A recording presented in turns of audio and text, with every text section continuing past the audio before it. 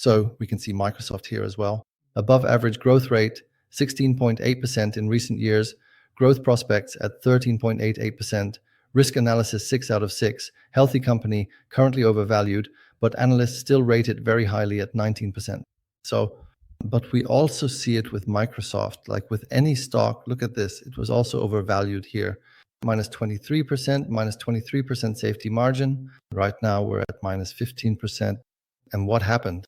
It went back down again. So anyone buying here absolutely has to expect that the stock could correct by another 10% or even a bit more, or just move sideways like it did here. Take a look at this. Overvalued for over a year. It basically moved sideways here because the overvaluation was being worked off. That's just how it is. And down here is the big opportunity to get into a long-term winner.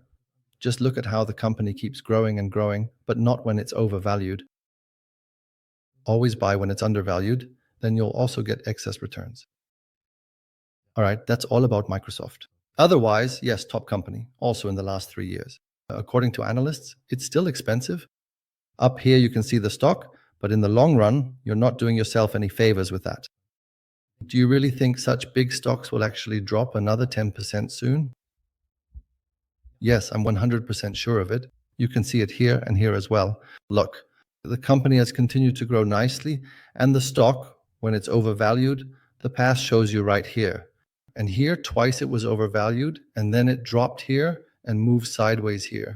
And the same thing will happen the third time as well. Look at that. That's always been the case in the past too. From undervaluation to intrinsic value, then overvaluation and a drop, and so on. Even if it stays overvalued for a while here, it always returns to its intrinsic value. And that's how it is here too. And that's how it will be in the future as well. That's the case with all stocks. GROWTH. Know the formula. Invest with Pep, darling. All about the future, keeping everything in sight. Growth investing, that's my little trick. GROWTH. You should know the formula.